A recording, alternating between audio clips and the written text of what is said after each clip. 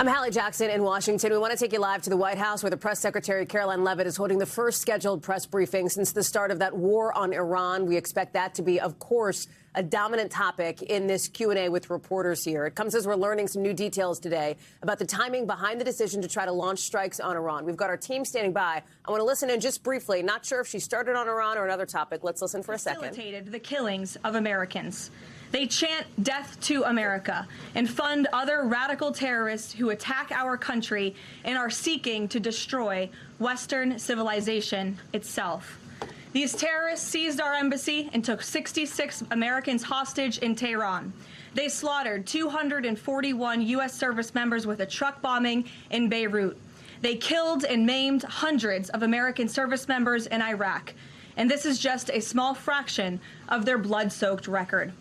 Prior leaders have been too weak and ineffective to address this threat.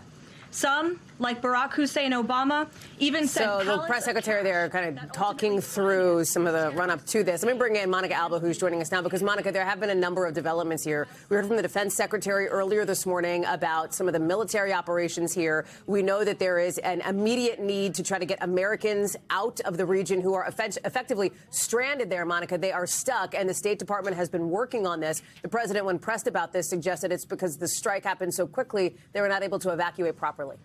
Exactly, Hallie. And I was just told by a White House official that they have identified about 1,600 Americans who have expressed interest in leaving the region from those countries that the State Department is urging U.S. citizens essentially to create a profile with them so that they can be in touch to see when they might be able to get out on these chartered flights that so far we're waiting for more details on, more information. But I'm told by this White House official that obviously they don't want to go into tremendous detail on when these chartered flights may be taking place because they are nervous about providing any of that as a security risk to those Americans, as they say they know that the Iranians and their retaliation so far in the last couple of days have been targeting certainly U.S. embassies, consulates, and other U.S. interests, U.S. bases in the region. So that seems like it is an effort that's underway, but that has been a bit of a scramble, as you know, Hallie. And the president did acknowledge that yesterday, saying that there wasn't time to implement a comprehensive evacuation plan, he says,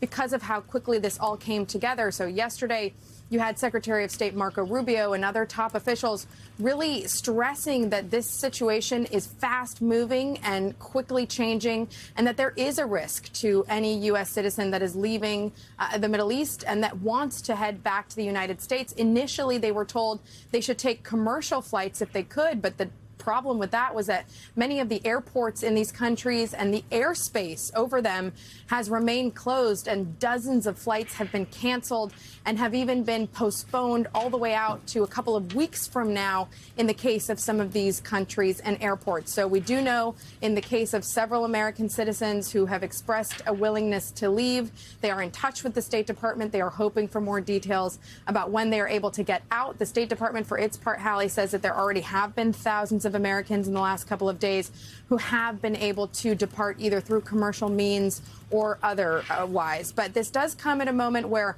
there are also a lot of persistent questions about some of the different comments that this administration has been making in terms of what exactly contributed to the president's final decision making and ordering these initial strikes in conjunction with Israel. Yesterday, the president was asked whether Israel forced his hand. We're now learning new details that there was a fairly pivotal, consequential phone call from Israeli Prime Minister Benjamin Netanyahu about 9 days ago, so last Monday, to the president, where he informed him that there was going to be a meeting of the Ayatollah and other senior Iranian officials on Saturday morning, Tehran time. And it was that intelligence that later seemed to be corroborated by the CIA and other U.S. intelligence assessments that led the president to really try to strike at that exact opportunity, at the fact that so many of those leaders were going to be in the same place at the same time. And as we know, that was conducted in broad daylight as opposed to a strike overnight, again, because of that meeting. And it sounds like some of that initial information first did come from the Israeli prime minister, who for months has been warning the president, urging the president to take this threat seriously. But again, Hallie, there are a lot of questions that I'm sure are going to be asked in that room about the sequence of events here and what actually did lead to the president giving the green light on Friday into Saturday night. And something else, Hallie, that we're also digging into as well is this larger question of whether the president has done everything he needs to inform the American people of why he took this decision. He has offered remarks. He has taken questions from reporters now, but there hasn't been a large address or a large speech laying out some of the objectives in more detail and the end game as well. We know that in terms of the timeline, you had defense officials this morning stressing this could be 4 or 5 weeks or longer. But one of the other major open-ended areas of all of this is the question of munitions. It's the question of defensive weaponry. And we know that the White House, Hallie, has invited defense contractors, executives from some of the biggest ones, to come to the White House on Friday for a meeting specifically to talk about weapons and their production and potentially ramping that up, given all of the munitions that are being used currently in this effort and other military engagements around the world. And we know for now that the president claims that munitions are in well supply, that there is enough stockpiled to last, quote, forever. But there are mounting concerns that certainly this conflict, as long as it goes, could put a pressure point on that. Monica Alba, we're going to ask you to stand by here. Karoline Leavitt going through what's often called the topper, the remarks that she'll make before taking questions from reporters. We'll dip back in for that Q&A, but now she is reiterating what we have heard from top Trump administration officials, that they believe Iran had rejected any kind of path toward peace. Our chief international correspondent, Keir Simmons, is joining us now from Dubai. And Keir, pick up on the thread that Monica laid out there that I imagine we're going to hear from the press secretary in a couple of seconds here about getting Americans out of the region and about the spiraling, the widening now of this war as it is escalating. Yeah, widening and therefore taking in more Americans. So to give folks watching a picture of just the size of this, here in the United Arab Emirates, 50,000 Americans live here. Saudi Arabia, 70,000 Americans live there. And you've got Qatar and Kuwait and Bahrain. The numbers of people who live here, aside from the numbers, and that's who you're hearing from a lot of the time, the numbers of people who are here on vacation or for business and are trying to get back to families, which is different, of course, that is impactful and important. And so I've been speaking to Americans, Hallie. One, for example, a father, his son turns 1 today. Back in Tampa. He's missing that. He's going to the airport right now. He's across Dubai, just across over there somewhere. He's on his way to the airport. We're speaking to him to try and get a flight. He's packed and gone to catch flights a number of times this week, only to not be able to catch one. He's phoned the hotline, the State Department hotline. He says, Marco Rubio said, call this line. I call it, and it just tells me to look after myself, to get my own flight. So hopefully he's going to get back because his son's birthday party is on Sunday. Now, another couple that I spoke to earlier in the week who were here for their 20th wedding anniversary and got caught up in all of this, they've now got to Asia. They've managed to get out, and they are trying to get back to Tennessee. So they are certainly managing to make progress. They say when they landed, they got a message from the State Department talking about the chartered flight that might be available to them soon. We haven't been able to contact them to get exactly the details of what they were told about that. But, yeah, certainly people have been taking things into their own hands. Let me just interrupt you here. I'm sorry, Keir. Let me just interrupt you because the press secretary is talking about how Americans can actually try to get back. Let's listen for a second. As time goes on and the success of this mission further comes to fruition. I know the President and Secretary of State Rubio have been in touch as well with our allies in the region directly about this problem, making it clear that it is a priority of the United States of America to bring every American home. The Trump administration will not rest until every American is home safely and until the terrorist threat from Iran has been completely destroyed. With that, I'll take your questions. Eric, why don't you kick us off today? Thank you for being here. Caroline, thanks so much for having me. It's great to be here. As you mentioned, Iran's regime, its leadership has largely been decimated. Do we have a sense right now of who is actually calling the shots in Iran? And we're also hearing reports that the Supreme Leader's son may be named his successor. Do you have any more information about that? I just had a quick follow-up as well. Sure. We've seen those reports as well, of course, and this is something that our intelligence agencies are closely monitoring and looking at. The truth is, we'll have to wait and see. The president has said repeatedly that the objectives of Operation Epic Fury are the 4 military objectives that I laid out for you previously: to destroy Iran's navy, to destroy their ballistic missile capacity, to ensure their proxies in the region can no longer harm Americans, and to also ensure that they can never obtain a nuclear weapon. As for what comes next for Iran, the president has said, of course, it's a good thing for the United States to want freedom for the Iranian people, and ultimately we hope that freedom rests in their hands. Caroline, we see the Arab and Muslim nations coming under fire as well. President Trump's vision for the region has been to bring the Arab and Muslim nations to the table together, Abraham Accords, obviously, with Israel. If this regime topples, could we see a new day in the region and really a new Middle East come out of this when the dust settles? Well, the greatest deterrent to true and long-lasting peace in the Middle East has always been the rogue Iranian terrorist regime. And our Arab and Gulf partners in the nation admit that, as well as, of course, our close friend and ally Israel. We have seen all of the Arab partners in the region come together during this time on the phone with President Trump, many of them commending him for this bold and brave action to protect American troops and our bases in the region that are housed in many of these Arab and Gulf states. And I know that many of these regional partners are contributing their air defense capabilities as well. Jordan, Bahrain, Saudi Arabia, the UAE, Qatar, Kuwait, and the president continues to be engaged with all of them. Welcome. Garrett. Also have two, if you'll humor me. Axios, I think, was the first to report this morning this phone call between the president and Prime Minister Netanyahu, saying that Netanyahu had given the U.S. this information about where the Ayatollah would be and that he'd be with his deputies on Saturday. How important was that information in the president making the decision to strike where and when he did? I think it was important with respect to the timeline, but I think the president, prior to that phone call, had a good feeling that the Iranian regime was going to strike the United States assets and our personnel in the region. And the president was faced with a choice. Does the United States of America use our military and our capabilities to strike first, to take out this threat that has been threatening our country and our people for 47 years, or is he going to, as commander-in-chief, sit back and watch as the rogue Iranian regime attacks our people in the region? That's obviously an unacceptable decision. For the second choice there is unacceptable to the president, which is why he made this decision. As for where the Ayatollah was going to be, that obviously had an impact on the timeline of the operation, but not quite the president's decision in its entirety. And then on the way the public is viewing this, we were sitting here last week. I asked you if the president was going to make this a big part of the State of the Union, if he felt like he had to sell the possibility that he'd do strikes like this. We're now 5 days on. He hasn't done kind of the traditional speech to the nation part of it. Does the president believe the country supports the actions that he's taken so far in Iran? I think he does, and I think the president knows the country is smart enough to read past our allies and our people for 47 years. And the American people are smart enough to know that. And they've also been smart enough to listen to the president himself, not just over the past year in this second term, but during his first term as president, and also for the past 40 years of his life. This is a president who has been remarkably consistent on this issue, that Iran can never obtain a nuclear weapon.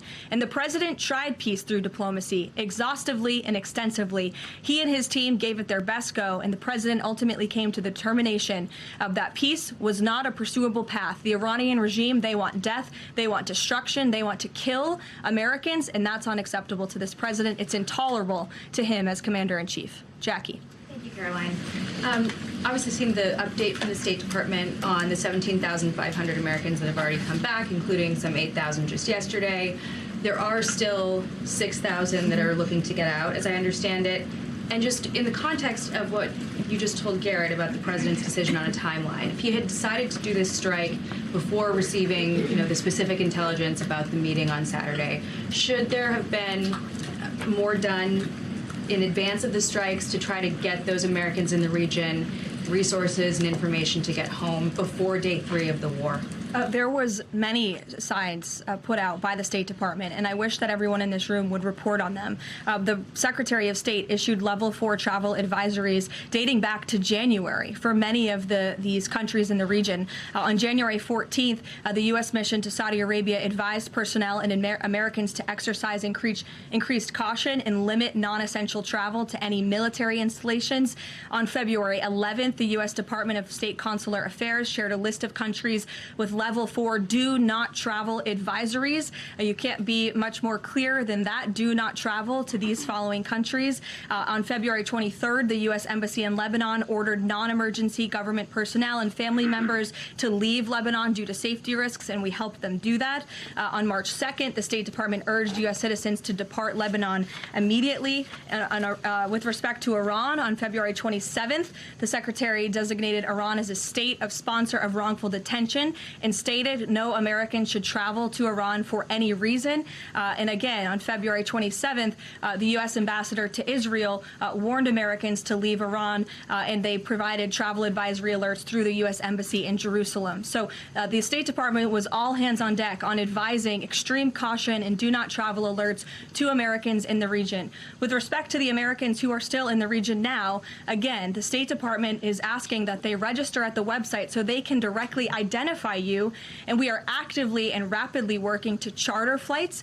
There is some commercial flights that are taking off intermittently from these countries, and we plan to get Americans on board as quickly as possible, again, free of charge to them. And we have some additional measures that I think will be announced in the coming days. Again, I can also reiterate from the president's perspective, this is something he's brought up directly with our allies and partners in the region, that we expect their help in getting Americans home, and we will do that, and we will not rest until every single American is returned home safely. Thank you. And then one follow-up just on how people might be experiencing this at home.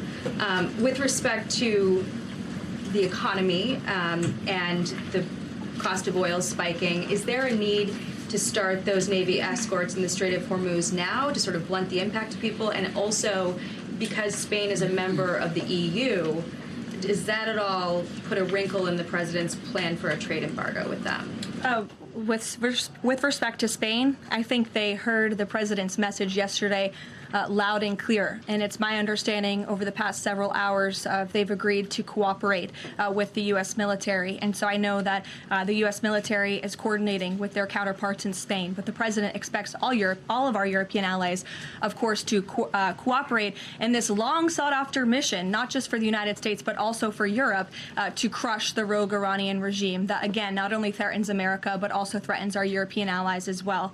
With respect to oil prices and the economy here at home, of course, this is something that Secretary Bessent, Secretary Wright, the National Economic Council of Energy, that is led by Secretary Burgum, has been long working on and well in advance. Yesterday, President Trump announced the U.S. Development Finance Corporation will provide political risk insurance at a very reasonable price for crude carriers and cargo ships operating in and around the Gulf. And as you pointed out, Jackie, the president said if necessary and when appropriate, the U.S. Navy will begin escorting tankers through the Strait of Hormuz. I think it speaks to why this action was so necessary, that ultimately the energy industry is going to benefit from the president's actions with respect to Iran, because Iran will no longer be controlling the Strait of Hormuz and restricting the free flow of energy, which, as you all know, controls 20% of the world's global oil supply. Sure. Thanks, Karoline. The president said yesterday there wasn't time to make evacuation plans because this all happened so quickly.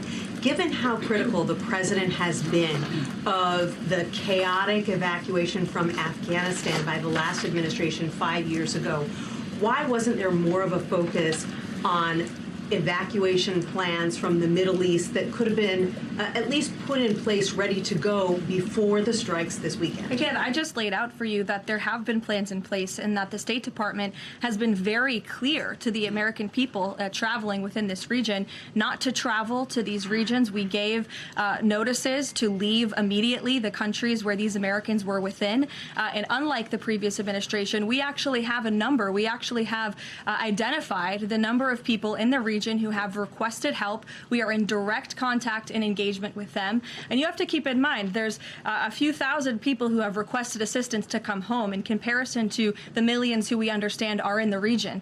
So we will help every single American who wants to come home if they're making that request of the State Department. Americans who called the State Department hotline as recently as last night were being told, we can't help you, you have to make your own plans. Well, the line was updated, and I expect every single person in this room to report on that accurately so that information can be relayed appropriately to your audiences and to the American people. I think as journalists, you all have a responsibility to let them know that the line has been updated accordingly with the proper guidance, because I saw many people in this room very quick to do selfie videos with the line yesterday, but not so quick to report on the corrected message today. So that is something the administration administration quickly worked to address, and we have fixed that problem. However, we're also pointing to people to the website, again, to register so that we know exactly where you are. So when there are commercial flights moving into that area, when there are chartered flights moving into that area, we can get Americans on planes as quickly as possible. Do you have any details on how many charter flights have been able to get out of the region so far with Americans on board? I don't have an exact count for you, but I know that we're working on chartering many flights. As soon as we were doing it yesterday, we're doing it again today. And you should not expect us to detail exactly when these flights are taking off for obvious reasons. The Iranians have shown that they are not off, obviously. Danny. At the top there, you said that the Iranian regime is being absolutely crushed. Can you explicitly say then whether or not regime change is a goal of President Trump's operation? The goals of this operation have been made very clear, Danny, and the president has said them in his speech when he launched this operation and released that video in the middle of the night to all of you and to the world. The stated military objectives of Operation Epic Fury are as follows: eliminate Iran's ballistic missile threat, destroy their naval capability, disrupt missile and drone production infrastructure, sever their pathway and end their pathway to nuclear weapons. And I can report, as you all saw from the Pentagon today, that thus far this operation has been remarkably successful. Again, we're moving towards complete and total control of Iranian airspace. We have continuous 24/7 strike operations ongoing. We've had more than 2,000 targets that have been struck. Nearly 2,000 munitions have been employed. The first 24 hours of this campaign were described nearly as twice the scale of the 2003 shock and awe campaign. And we've seen that the enemy, the Iranian rogue regime, their retaliatory strikes against the United States and the threat reduction has reduced significantly. If you look at the Iranian ballistic missile launches, they're down 86% from day one levels. So while the United States military continues to increase its complete dominance over this rogue regime, they are weakening day by day. Regime change is not a phrase that you would want to use. Again, Operation Epic Fury, I just detailed the goals and objectives of this very quickly. But obviously, as the president has said numerous times, do we want to see Iran being led by a rogue terrorist regime? No, of course not. So any day the United States of America is taking out a terrorist is a good day for our country and a good day for our people. So, given that point that you just make about the United States wouldn't mind seeing the government overthrown, certainly President Trump has talked about wanting to see Iranians overthrow the government. Has the president considered at all kind of how he views a U.S. role, if any, in Iran post-conflict? I think it's something the president is actively considering and discussing with his advisors and his national security team. But again, right now, the focus, minute by minute, hour by hour, day by day, is on ensuring the quick and effective success of Operation Epic Fury. Sure. Go ahead. I want to ask you about the U.S. munitions stockpile. I don't even know who's speaking because I wasn't looking at you. You can ask a question and then I'll go to you. Karoline, I want to ask you about the U.S. munitions stockpile. President Trump posted on Truth Social on Monday that the U.S. still has a good supply of weapons, but that we're not where we need to be. What does he mean by that? And does President Trump then want to ask on Congress to pass a supplemental to increase funding for missile interceptor systems like the ones being used to defend U.S. bases in the Middle East from Iranian missiles? I don't have any updates for you on congressional asks from the president. As you know, under this president, we have significantly increased our defense budget, which is a good thing for the United States, for our national security, and for protecting our homeland. With respect to munitions, ammunition, weapon stockpiles, the United States of America has more than enough capability to not only successfully execute Operation Epic Fury, but to go much further. And we have weapon stockpiles in places that many people in this world don't even know about. However, the president in that post was pointing out that, unfortunately, we had a very stupid and incompetent leader in this White House for 4 years who gave away many of our best weapons for nothing, for free, to another country very far away by the name of Ukraine. So the president was pointing out how that was an unwise decision, but nevertheless, don't doubt the strength and the might of the American military. And I will also add, President Trump has rightfully been calling on defense contractors in this country to rapidly and aggressively produce American-made weapons because they are the best in the world, and the president always likes to get things done as quickly as possible, and so he's been quite vocal in his efforts to try to speed up our defense industry to protect our homeland. Karoline, Go ahead. Karoline, could you tell us about the president's current thinking about ground troops and whether they could be used if they were to be sent into Iran? What would they be used for? What's the situation of that? Well, they're not part of the plan for this operation at this time, but I certainly will never take away military options on behalf of the President of the United States or the Commander-in-Chief, and he wisely does not do the same for himself. I know there's many leaders in the past who like to take options off of the table without having a full understanding of how things could develop. So again, it's not part of the current plan, but I'm not going to remove an option for the President that is on the table. Sean. Did the United States airstrike a girls' elementary school and kill 175 people? Not that we know of, Sean, and the Department of War is investigating this matter, and I would just tell you very strongly the United States of America does not target civilians, unlike the rogue Iranian regime that targets civilians, that kills children, that has killed thousands of their own people in the past several weeks, and uses propaganda quite effectively. And unfortunately, many people in this room have fallen for that propaganda. So I would caution you from pointing the finger at the United States of America when it comes to targeting civilians, because that's not something that these armed forces do. Reagan. Thanks, Caroline. Prior to the Iran conflict, the SAVE Act was really the focus of the news cycle. Is the SAVE Act still a priority for the administration? Absolutely. Could you just provide an update on the administration's talks with Congress to get the SAVE Act through? SAVE Act is absolutely still a priority for this president and the administration. The focus, of course, of much of the president's time right now is on ensuring the success of Operation Epic Fury, but the president can walk and chew gum at the same time, and he's very much continuing to focus on the issues that matter here at home for the American people, including the passage of the SAVE Act, including on bringing down the cost of living, which is why you'll see the president in about an hour and a half at the Ratepayer Protection Pledge Roundtable, where he will be sitting with big tech companies, with AI companies who are building in communities across the country and have pledged to pick up the cost of the electricity tab in these small towns and communities across the country, which is a great thing for American consumers. So you'll be hearing from the president directly on this very important domestic agenda item later this afternoon, and it's something that he mentioned in his State of Union address. So check it off the list as another promise made and kept by this president. Sure, go ahead. Thanks, Caroline. I just wanted to get back to Danny's question. So those four objectives that you read out do not explicitly include regime change.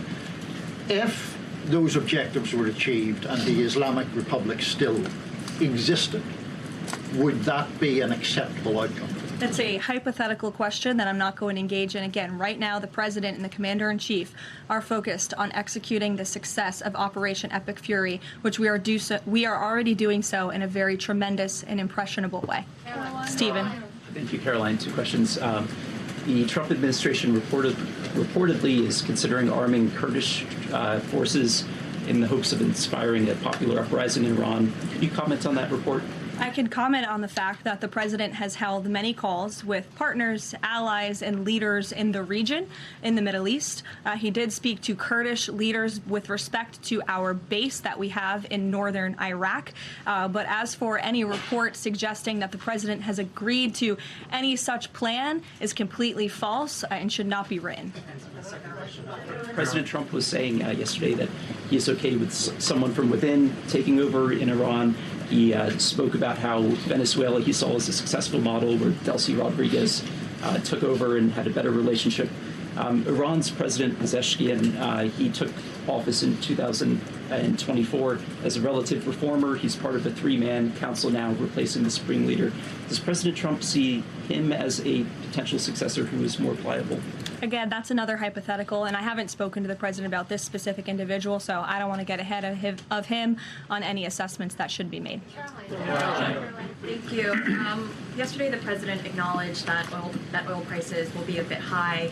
As for gas prices here in the U.S., what is the admin doing right now to counter that? I mean, should they skyrocket? Is there a plan to help Americans right now with those higher gas prices? And then a second question, On the rash that was on the president's neck, the White House physician said it was a preventative skin cream that he was using, but why is the president using this cream? What are they trying to prevent with this cream?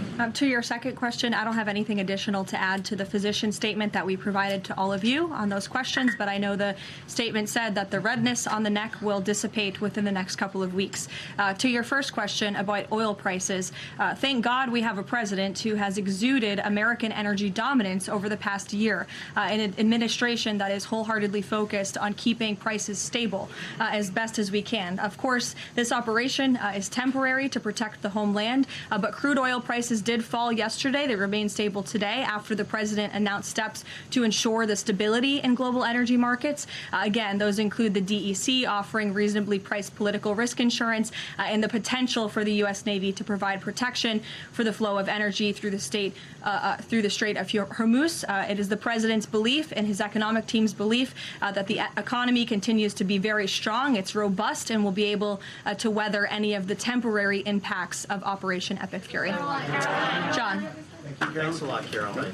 Just to follow up to that, the timeline for making the Strait of Hormuz safe for oil tankers to transport their oil through the strait, what is that timeline, and what can the president do to speed up that timeline? I don't want to commit to a timeline, but certainly it's something that is being calculated actively by both the Department of War and the Department of Energy. They're working very closely.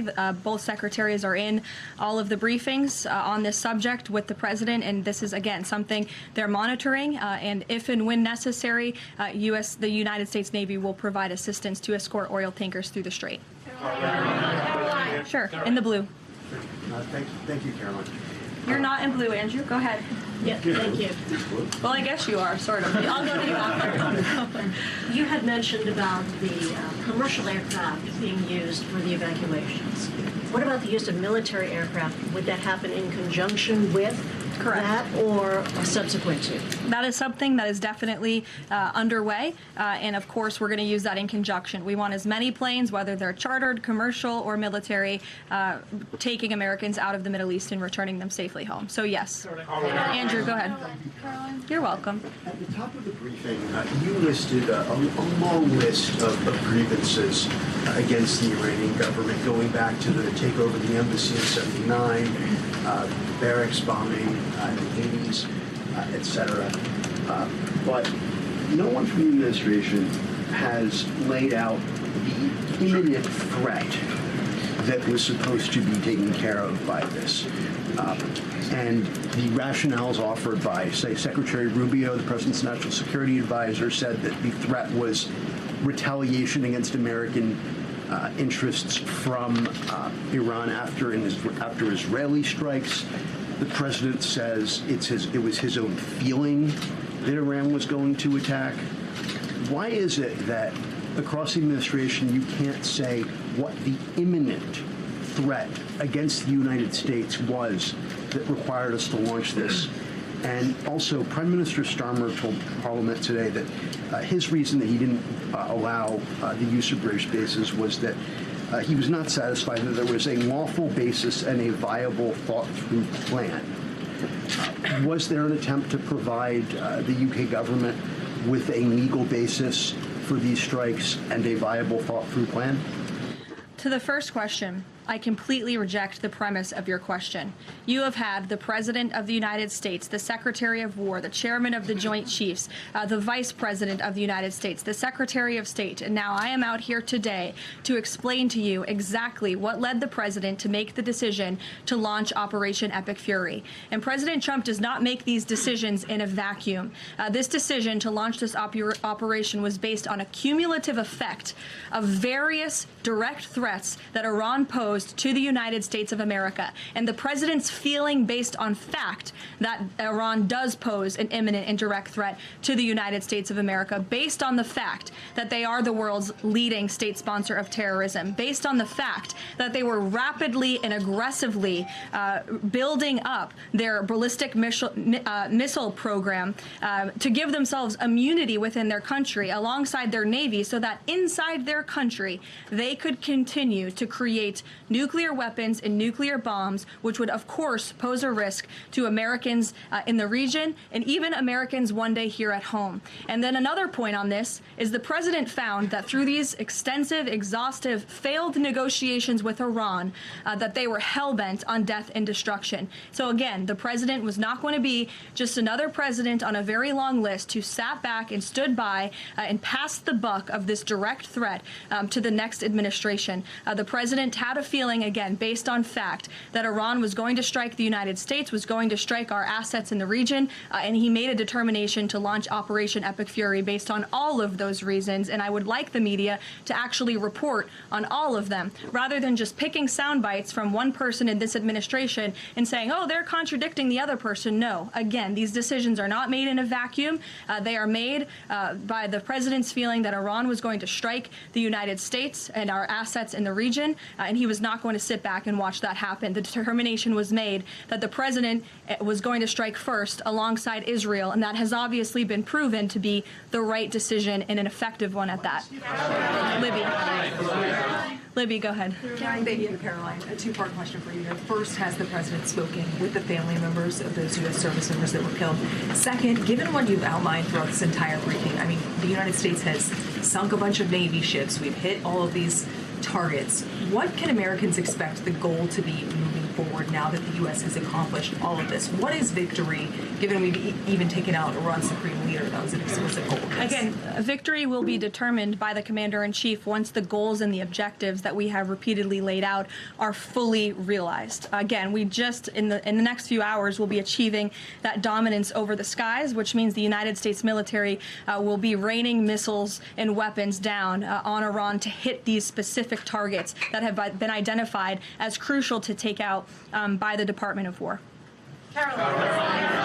John. Thank you so much, Caroline. Has the U.S. posture changed in regard to a nuclear North Korea, given the latest strikes on Iran and the fact that the stated goal is to make sure that Iran is not a nuclear country?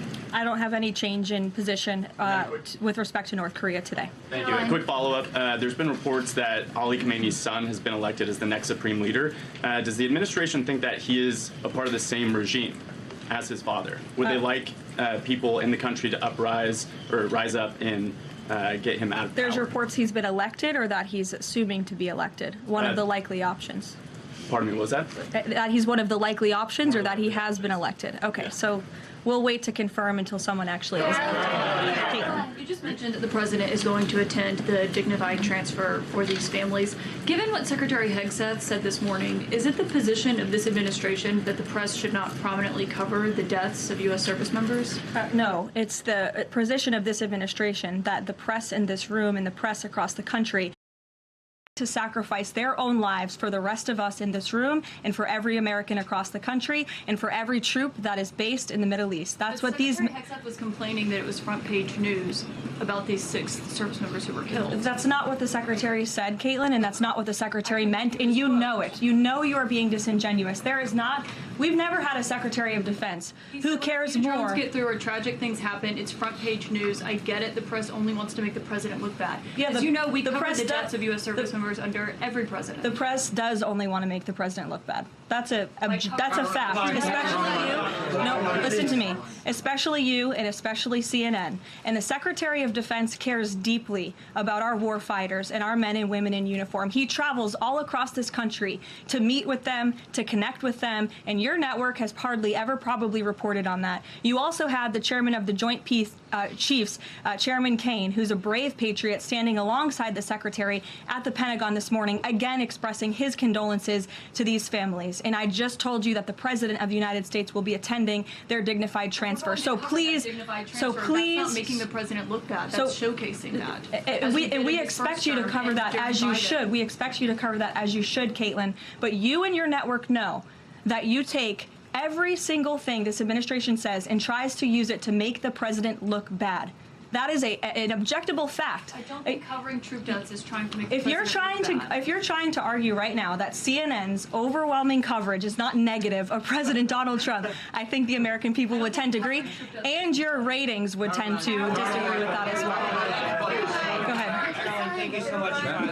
On the school Sure. strike, back to that for a minute. I understand that the U.S. does not target civilian infrastructure. That's what you said. Can you say that there's any evidence right now that it was not a U.S. strike? And then also, you didn't mention Israel in that. Is there any assessment about Israel's potential likely role in that, if at all? Again, the Department of War is currently investigating this matter, but again, I will reaffirm that the Department of War and the United States Armed Forces do not target civilians, as does the Iranian regime, who kill and execute their own people. Christian. On two separate issues, Karoline. First, what can you tell us about the military operation in Ecuador? And then secondly, is the president considering invoking the Defense Production Act to boost munition stockpiles while we are in this conflict? It's not something I've heard the president consider, but as you know, the president has been in pretty direct correspondence and public correspondence with defense contractors, asking them to aggressively speed up their manufacturing of American-made weapons, which again are the best in the world. With respect to Ecuador, I would point you back to the statement released by the U.S. Southern Command. On March 3rd, Ecuadorian and U.S. military forces launched operations against designated terrorist organizations.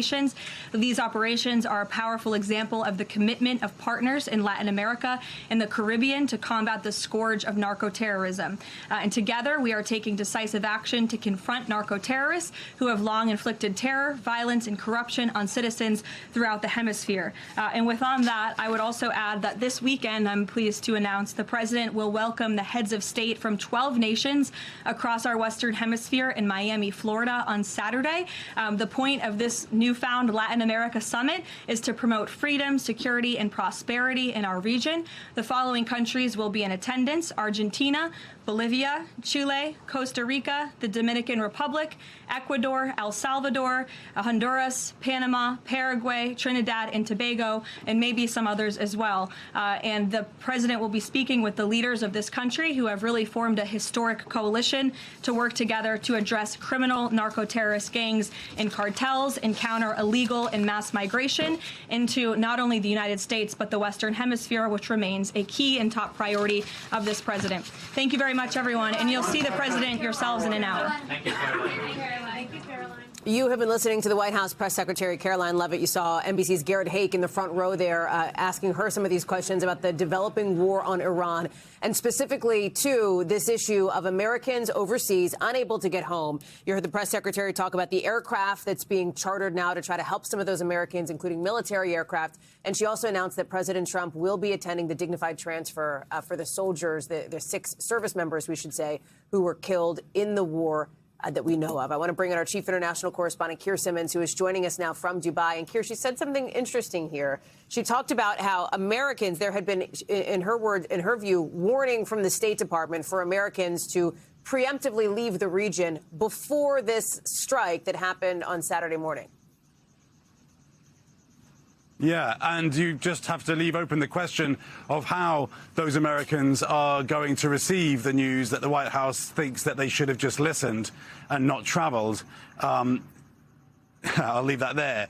But what I do think, though, is that another aspect of all this sheds some light on it, Hallie, because there are those people, and they are inevitably the focus, holidaymakers, people on vacation, people on business who were here temporarily and want to get out and want help to get out, just as we've been talking about. For example, a couple who I met here this week who were on their 20-year anniversary, 20-year wedding anniversary. A father who I met today, whose son today turns 1, is trying to get back to Tampa. Those kind of people. And hopefully, we just got some message from him, is at the airport. Hopefully he's going to get on his flight. So cross your fingers for that. There's that. But then there's also, and there are 14 countries now that the State Department has said Americans should head out of those countries, should leave those countries. That's hundreds of thousands of Americans.